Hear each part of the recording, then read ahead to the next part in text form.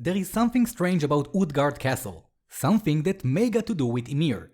Did she have any more to her backstory that was later changed? Let's talk about it. Hello everyone and welcome back. In today's video we will revisit one of the most horrible battles in Attack on Titan, the Battle of Utgard Castle. This fight doesn't get enough attention, at least not as much as it should, so this will stop today. We will also give tribute to one of the best squads of the Survey Corps, the people that gave their life to defend the castle. But who built this castle and what was its purpose? And can Zeke's Titan walk in complete darkness? All that and more little details that you might have missed are coming right up. So smash that subscribe button if you're new to my channel and give this video a little like if you enjoy. Utgard Castle. Utgard Castle is located inside Wall Rose. You can see the exact location on this map. After the sudden appearance of Titans within Wall Rose, Mike Zacharias orders one of his squad members to rush the news to Erwin Smith. Meanwhile, it goes to fight the Titans while leaving his second-in-command Gelgar in charge of the young soldiers who didn't have any ODM gear or weapons on them. Back then, they didn't know those Titans are the product of the Beast Titan, so naturally, the soldiers assumed there is a breach somewhere along the wall. They split into two teams to search for the breach. But when they finally met and confirmed there was no breach, they found themselves near the remains of a castle and decided to camp for the night. First, let's try to understand what this castle actually is. The walls were built 107 years ago, so when do you think this castle was built? It was built before that. Think about it. After the king manipulated the memories of his people, he made them believe humanity behind the walls was gone. There was no reason for anyone to build a strategic castle in the middle of nowhere during those 107 years, simply because they had no one to defend against, and also it was inside Wall Rose, far away from the Titans, so building this castle during those years won't make much sense. That means it was already there when the king arrived on the island. Maybe it was built by the people living on this island, and maybe it was abandoned even before that. In Attack on Titan Before the Fall, which is a story taking place 70 years before our story, they don't mention Utgard Castle specifically, but it does address the issue of some landmarks inside the walls that were already there before the walls were even created. The castle is also facing southwest, which is where the port of Marley is located, and also the direction Marley sent the Titans from. So we can assume the castle was protection against invaders that may or may not have tried to attack from the nearby nation. Moving on, our group camps inside the castle. Ymir makes fun of Connie, and we get this scene that we will talk about in a minute, but Titans are suddenly surrounding the castle in the middle of the night. And that was the first blow to our team, an attack from a new type of enemy, Titans that can walk in the dark. But can Zeke's Titan walk in complete darkness? The answer is absolutely no.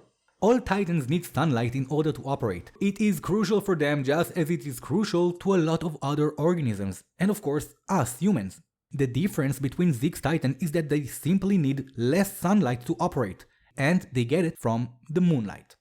The moon, which is known as a natural satellite, reflects around 12% of the sunlight, and that is what makes Zeke's Titan going. It was also ironic because the scouts wished for some light so they could see better, but the same light also fueled those Titans. On the building and out of the entire Mike squad, there are 4 soldiers protecting the younger group. Gelgar and Nanaba, who are more experienced and have very impressive score sheets, and Henning and Lin, who unfortunately didn't get a statistic sheet in Attack on Titan user guide. Fun fact about Nanaba. Her hair reminded Isayama of a banana, so he switched the letters and came up with her name, Nanaba. Missing from the squad is Mike as squad leader, who also has a very impressive score sheet, as expected from humanity's second strongest. He excels especially in the nose department, which is Mike's special ability. Also missing is Tomas. He is the soldier dispatched earlier by Mike to warn Erwin about the possible breach in the wall. By now, the group doesn't know Mike is no longer alive after encountering the same enemy they are about to face. This is bad. The team is split up, they don't have their squad leader, they need to protect people without weapons, and they are now facing Titans that can walk in the dark and appear out of nowhere. This is already a messy situation for several reasons. First of all, only Mike's squad has weapons and their swords and gas have limit, so they can only fight as long as their weapon will allow it. These are experienced soldiers, and they know they won't be able to kill all those Titans without replacement blades. As they later admit themselves, they couldn't possibly kill all those Titans. All they can do is kill as much and buy some time, hoping for reinforcement to arrive. The first thing the squad does is to make sure the young scouts are secured. If they cannot stop the bigger titans, the young group has no chance. There is a limit on how many titans Reiner can toss out of the window. And here is my personal take on this entire situation so far. Horrible. Absolutely horrible. I have been in a situation of protecting and escorting civilians, and I can explain to you how stressful it is. Even if you don't show it, having the safety of others on your shoulders is not an easy thing, believe me. Gladly, I never had to act on those situations while I was in service, but that was pure luck. Luck that the group on the tower is seriously lacking because they are about to face some major setbacks. Another enemy surprise attacks them. An attack on the horses, preventing them from escaping, and another one taking down Lin and Henning instantly. At the beginning of the fight, they had tremendous teamwork, like this kill by Nanaba and Gelgar, but after those attacks and being the only two left, Nanaba and Gelgar now need to go for any sure kill. But that can lead to unfortunate strategic mistakes, like taking down the fat Joker Titan too close to the tower, causing it to collapse. Soon after, and as expected, the two remained without gas.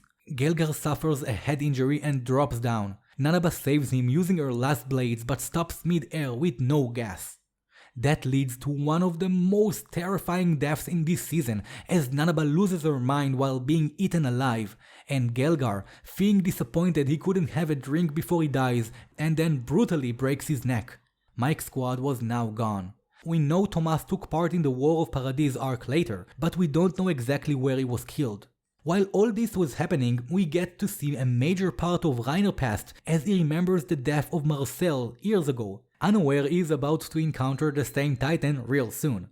Speaking of which, if Ymir transformed earlier, she might have been able to save some of those squad members, but I guess the urgency of the matter and their tower finally collapsing is what made Ymir expose herself and her Titan after Mike's squad was already wiped out. And while the tower is collapsing, we can even see Bertolt was about to transform as well.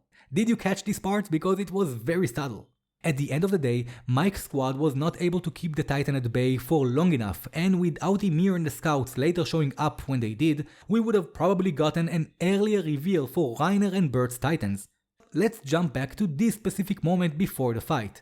Ymir reading a label of a can of herring, while Reiner can't seem to read that language at all. First, notice she immediately seems to understand she said something she shouldn't. It is in the manga, and very briefly in the anime as well. Now I know a lot of people think Reiner is pretending to not be able to read this to not give himself up, but that is not true, and this is why. 107 years ago, the king arrived at the island and manipulated the memories of most of the people inside the walls. Some people were not affected, and I talked about it in this video, which I think is a must watch for any Attack on Titan fan, but anyway, those people who were affected by it did forget their past. But you know what they didn't forget? How to speak. The king's mind manipulation didn't make them learn a new language overnight. They were still talking in the same language and probably had the same traditions as the people from the nations they just left.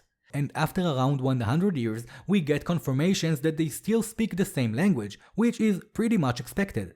The Beast Titans first confirms it out loud, but the fact that Reiner, Annie and Bert were able to interact with people inside walls also proves it. In addition, we later see Jean reading the newspaper on Marley and Pique doing the same on Paradise. And just for reference, my language is around 5,000 years ago, but I can still read ancient scriptures because the basic alphabet remains the same. My language is pretty old, but I bet that if you check your respective languages, they probably didn't change that much as well. At least not to the point they became two different languages completely. But let me know in the comments if you think differently. But in any case, going back to this moment, Reiner is speaking the same language on the island and also back home, so he has nothing to hide about this part, and that's why he's not pretending, he really can't read this. But we need to remember something, Ymir was frozen for 60 years inside her Titan, so maybe it's an older dialect? Not likely. If it hadn't changed for 100 years, I don't think this is the case. I think there was something else to Ymir's story, something that was later changed. There was a major change in the anime at that time as well, when we got to see Ymir's backstory much earlier than manga readers.